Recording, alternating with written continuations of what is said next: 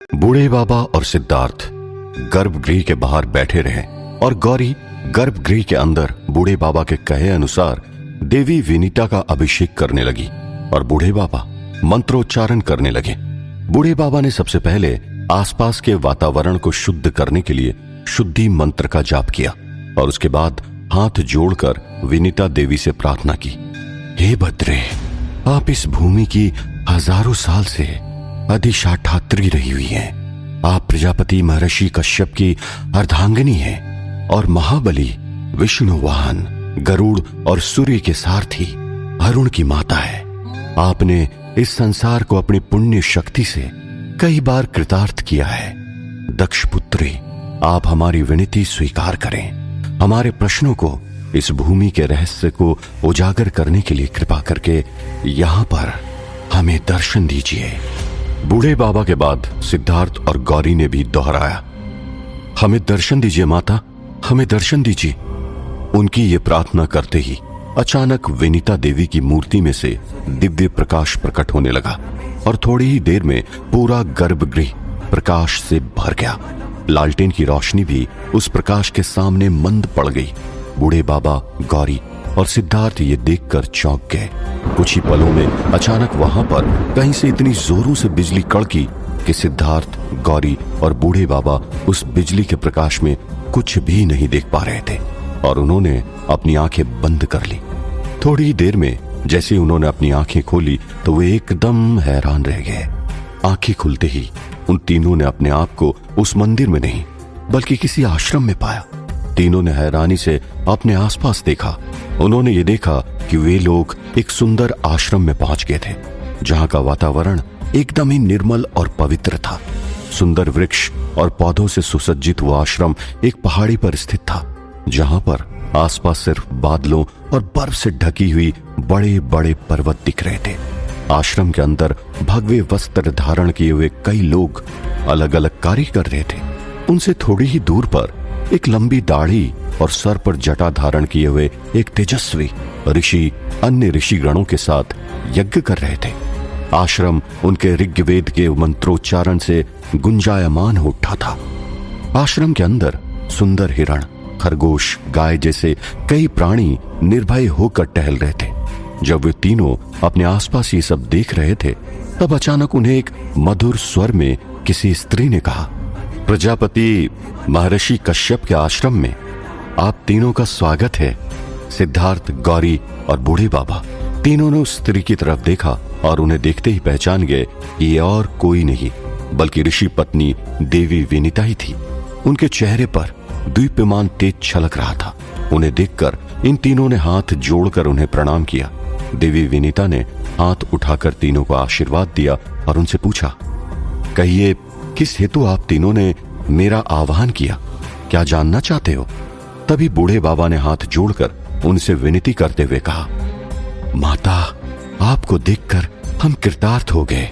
इतने वर्षों से मैं वीरानगढ़ में रहता आया लेकिन कभी आपके जर्जर हुए मंदिर में प्रवेश नहीं किया।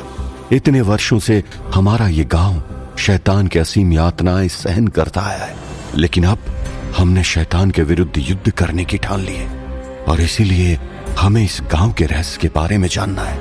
इस गांव की उस इतिहास के बारे में जानना है जो अब तक हमसे छुपा हुआ है। हो सकता है कि उसी इतिहास में इस गांव का ऐसा कोई रहस्य छिपा हो जिससे हमें शैतान से युद्ध जीतने में सहायता प्राप्त हो सके। कृपया करके हमें बताइए कि ये गांव विनीतागढ़ से वीरानगढ़ में कैसे परिवर्तित हुआ और क्यों इस गांव में मंत्रोच्चारण एक ईश्वरीय शक्ति का आह्वान करके कोई स्थायी समाधान नहीं स्थापित किया जा सकता है।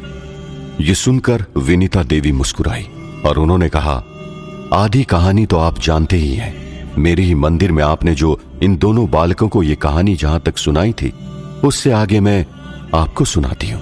तो सुनिए। जब शनिचरी ने अपने मंद बुद्धि पति दिव्यादित्य को राज सिंहासन पर बैठा दिया उसके बाद शनिचरी खुद राजपाट संभालने लगी। शनिचरी बहुत ही क्रूर थी। वो अपने राज्य में एक सामान्य चोरी करने वाले व्यक्ति को भी मृत्यु दंड दे देती थी और वो भी जन सामान्य के सामने उसके शरीर के 2 टुकड़े करवाती थी अथवा हाथी के पैरों तले उसे कुचलवाती थी। और ऐसा भी कई बार हुआ कि अपराधी का अपराध प्रमाणित हुए बिना ही दंड सुना दिया करती थी। कुछ ही समय में पूरे राज्य में शनिचरी का आतंक लोगों के मन में बैठ गया था। उसने राज्य में मेरी पूजा निषिद्ध कर दी और मेरी बहन सर्पों की माता कद्रू की पूजा अनिवार्य कर दी। लोगों के मन में इसका आतंक और भी बढ़ने लगा, क्योंकि कद्रू की पूजा पाठ शुरू होने से गांव में सर्पों का आतंक फिर से बढ़ने लगा था। ये बात काल कोठरी में रही हुई रानी चंद्रावती को अपने विश्वस्त सैनिकों द्वारा पता चली और उसने काल कोठरी में ही रहकर मेरा ध्यान लगाना शुरू कर दिया। और जब मैं प्रसन्न हुई तो उसने मुझे राज्य में चल रही सारी घटनाओं का विवरण दिया और उससे बाहर निकलने की प्रार्थना की।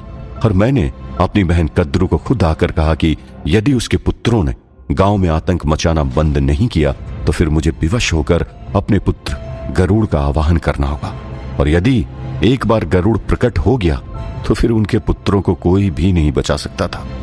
मेरी ये चेतावनी काम कर गई और सर्पों ने राज्य में आतंक मचाना फिर से बंद कर दिया, और जिसके चलते कुछ ही समय में इस राज्य में फिर से मेरी पूजा शुरू हो गई और लोगों ने कद्रू की पूजा करना फिर से बंद कर दिया। ये बात जब शनिचरी को पता चली तब उसने लोगों पर फिर से अत्याचार करना शुरू कर दिया। ये बात फिर से काल कोठरी में चंद्रावती को पता चली। तब उसने अपने विश्वस्त सैनिकों के साथ एक योजना बनाई और इसी तरह काल कोठरी से रात के अंधेरे में भाग निकली और राज्य में जाकर लोगों को एकत्रित करके शनिचरी की वास्तविकता लोगों के सामने रख दिया कि किस तरह उसने राजा चंद्रादित्य और उसके सभी पुत्रों को धोखे से मरवा दिया था और अपने मंद बुद्धि पति को राज सिंहासन पर बैठाकर खुद ही राज्य कर रही थी। जब लोगों को इसके बारे में पता चला तो उन्होंने शनिचरी के विरुद्ध विद्रोह कर दिया। कुछ ही दिनों में राज्य के सभी लोगों ने एक साथ राजमहल में जाकर विद्रोह कर दिया और दिव्यादित्य और शनिचरी को सिंहासन से नीचे गिराकर चंद्रावती को महारानी के रूप में सिंहासन पर बिठा दिया। दिव्यादित्य को मंदबुद्धि होने के कारण कोई सजा नहीं दी गई और उसे राजमहल में ही रखा गया, लेकिन शनिचरी को महल से एवं राज्य से निष्कासित कर दिया गया। शनिचरी महल से निकलकर आसपास के जंगलों में भटकने लगी और जब उसकी भेंट उस समय के प्रयाग ज्योतिषपुर यानी कि वर्तमान के आसाम से आए हुए एक तांत्रिक से हुई और उस तांत्रिक के पास से शनिचरी ने कई सारी विद्या सीख ली। शनिचरी बहुत सारी तांत्रिक विद्या में पारंगत होगी और वो प्रतिशोध लेने के लिए भेष बदलकर विनीतागढ़ आ गई और अपनी तांत्रिक विद्या से पूरे राज्य में महामारी फैलाने लगी। कुछ ही समय में पूरे राज्य में महामारी फैल गई और लगभग राज्य के सभी लोग उस महामारी के शिकार होने लगे और कई सारे लोग उस बीमारी से मृत्यु के घाट उतरने लगा। ये बीमारी राज्य महल में भी अपने जड़ें फैलाने लगी। तब रानी चंद्रावती ने इस बीमारी से छुटकारा पाने के लिए कई सारे बड़े बड़े वैद्यों को किसी दूसरे राज्य से बुलवाकर इसका इलाज करवाने की कोशिश भी की, लेकिन उसका कोई फायदा नहीं हुआ। तब किसी के कहने पर रानी चंद्रावती ने आस पड़ोस के गांव से भारत के सभी प्रमुख तीर्थों के पंडित को बुलवाया और गांव में रोग मुक्ति के लिए महायज्ञ करवाना शुरू कर दिया। उस यज्ञ के प्रभाव से शनिचरी का तंत्र कमजोर पड़ने लगा और गांव में से महामारी भी दूर जाने लगी और यही बात शनिचरी को मंजूर नहीं थी। बड़े बड़े पंडितों ने यज्ञ और ध्यान के माध्यम से ये जान लिया कि ये किसने किया था। उन्होंने जब ये बात रानी चंद्रावती को बताई तब रानी ने अपने सैनिकों को भिजवाकर शनिचरी को बंदी बना लिया और उसे घसीटते हुए सैनिक राज दरबार में लेकर आए। दरबार में आते ही शनिचरी के मुंह के ऊपर पट्टी बांधी गई और उनके दोनों हाथों में बेड़ियां बांधी गई और उसे भी कारागार में डाल दिया गया। कुछ समय तो सब कुछ ठीक रहा, लेकिन थोड़े ही दिनों में गांव में फिर से उत्पात मचने लगा। तब रानी को यह पता चला कि कारागार में बैठकर भी मुंह पर पट्टी लगे होने के बाद भी वो किसी तरह तांत्रिक क्रिया ही किए जा रही थी।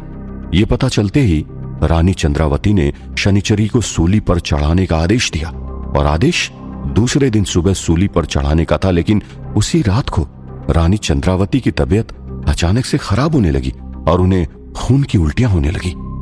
तब रानी चंद्रावती को यह एहसास होने में अधिक समय नहीं लगा कि ये सब शनिचरी का ही किया धरा है, इसलिए बिना समय व्यर्थ किए दूसरे दिन सुबह के बदले उसी रात शनिचरी को सूली पर चढ़ाने का आदेश दे दिया गया।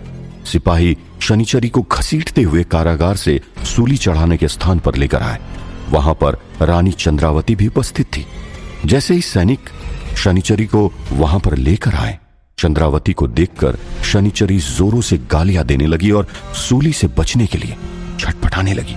लेकिन सिपाहियों ने उसे एकदम कसकर पकड़ लिया था और सीढ़ियों पर घसीटते हुए उसे चढ़ाया और सूली के खंबे के ऊपर उसे लेकर आए और सूली के खंबे के नोक के ऊपर उसे बिठाया और नीचे खड़े सैनिक उसके पैर पकड़कर उसे नीचे खींचने लगे।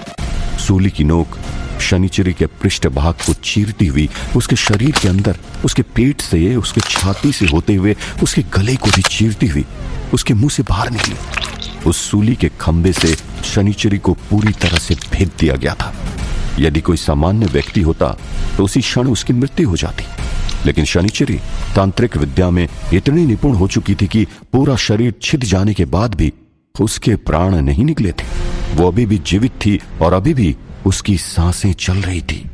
सूली के खंभे पर उसकी रक्त की धारा बहने लगी। वो रक्त कितनी तेजी से और इतनी अधिक मात्रा में बहने लगी जैसा नदी में से पानी झरझर बह रहा हो। ये देखकर सभी लोग एकदम घबरा गए। चंद्रावती जानती थी कि ये उसके तांत्रिक विद्या का क्या धरा था, क्योंकि किसी सामान्य व्यक्ति में इतना खून नहीं होता कि वो इतनी अधिक मात्रा में बहने लगे। थोड़ी ही देर में वो खून चारों तरफ भूमि पर फैलने लगा। तभी अचानक शनिचरी के शरीर के अंदर से आवाज आई, मुझे मारने वालों, मेरे शरीर से बहने वाला खून मेरा श्राप बनकर इस भूमि पर फैलेगा।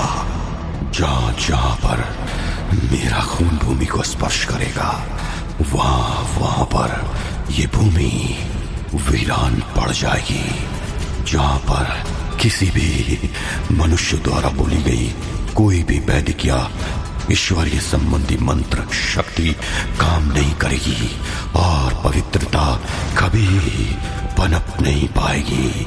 ना ही कभी किसी देवी देवता का मंदिर यहाँ पर बन पाएगा और ना ही बने हुए मंदिरों की पवित्रता अखंड रहेगी।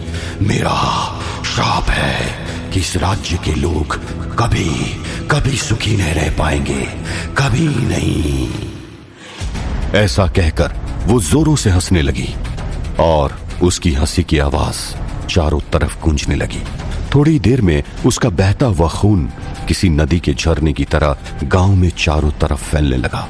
कई सारे लोग डर के मारे गांव छोड़कर भाग गए और कुछ लोग जो गांव में रहे, उन्होंने अपने गांव की पवित्रता हमेशा हमेशा के लिए नष्ट होते हुए अपनी आंखों से देखा। कुछ ही प्रहर में शनिचरी का खून पूरे गांव में बाढ़ की तरह फैल गया। गांव में शनिचरी के खून की बाढ़ आ चुकी थी। शनिचरी का श्राप प्रभाव न दिखा सके, उसके लिए रानी चंद्रावती ने फिर से भारत के सभी प्रमुख तीर्थ स्थल से बड़े बड़े आचार्यों को बुलवाया और गांव में बड़ा यज्ञ करवाया। लेकिन यज्ञ पूरा ना हो सके। यज्ञ करवाने वाले प्रधान पुरोहित की यज्ञ प्रारंभ होते ही उनकी मृत्यु हो गई और मृत्यु होते ही गांव में सूतक लग गया और कुछ समय तक यज्ञ न हो पाया। सूतक के हटने के बाद रानी चंद्रावती ने फिर से यज्ञ करवाने का निश्चय किया, किंतु इस बार यज्ञ प्रारंभ होने से पहले ही रानी चंद्रावती एक रात जब अपने कक्ष में खिड़की के पास खड़ी थी, तब किसी अनजान शक्ति ने रानी चंद्रावती को धक्का मारा और रानी खिड़की से बाहर नीचे गिर गई। गढ़ के ऊपर से नीचे गिरने के कारण रानी चंद्रावती की उसी समय मृत्यु हो गई और राज्य अनाथ हो गया। राज्य में पूजा पाठ, मंत्रोच्चारण वगैरह होने पूरी तरह से बंद हो गए। जो ये करने जाता उसे लकवा मार जाता और जो मंदिर जाने का प्रयत्न करता उसकी मृत्यु हो जाती। राज्य के कई लोग गांव छोड़कर अन्य गांव में जाकर बसने लगे और धीरे धीरे वो गांव पूरी तरह से वीरान हो गया और इसी तरह विनीतागढ़ का नाम बदलकर वीरानगढ़ हो गया। करीब 800 साल तक गांव में राजा नहीं हुआ, लेकिन उसके बाद दक्षिण राजपूताना से कुछ राजपूत इस गांव में आकर बस गए और इस गांव को फिर से अपना राज्य बनाने का उन्होंने निश्चय किया। लेकिन उसके बाद क्या हुआ ये तो आप सब जानते ही हो। ये कहकर देवी विनीता मौन हो गई। देवी विनीता द्वारा इस कहानी को सुनकर बूढ़े बाबा, सिद्धार्थ और गौरी तीनों एकदम ही आश्चर्यचकित हो गए थे। तभी बूढ़े बाबा ने हाथ जोड़कर बड़ी विनम्रता के साथ देवी विनीता से पूछा, माता, क्या शनिचरी की मृत्यु हो गई थी? तभी देवी विनीता ने कहा, शनिचरी की मृत्यु तो हो गई थी, लेकिन उसकी सारी शक्तियां और श्राप का स्रोत उसका पापी शरीर था और उसका ये शरीर अभी भी वीरानगढ़ में छुपा हुआ है। उसका वो शरीर अभी भी सूली के स्तंभ पर अटका हुआ है और पूरी तरह से सड़ नहीं पाया। इसी कारण उसका श्राप अभी भी इस गांव में विद्यमान है। यदि उसके श्राप को खत्म करना है तो उसके शरीर को पवित्र करके अग्नि को समर्पित करना होगा।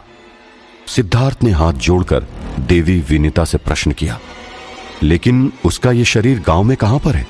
हम तो इतने समय से इस गांव में रह रहे हैं, यहां तक कि इस गांव का चप्पा चप्पा जान चुके हैं, लेकिन अभी तक हमने कभी शरीर को देखा नहीं है। तभी देवी विनीता ने कहा, वो शरीर अभी हवेली के उस स्थान पर स्थित है जहां पर शैतान स्वयं रहता है। ये उसी आयाम में है जहां पर शैतान वास करता है। शैतान की सभी शैतानी शक्ति का स्रोत उसी शरीर में से है। वो शरीर शैतान को शैतान बनाता है। ये सुनकर सिद्धार्थ, गौरी और बूढ़े बाबा एकदम हैरान रह गए। क्या शनिचरी के उस शरीर को ढूंढकर उसे जलाने से शैतान की शक्ति समाप्त हो जाएगी?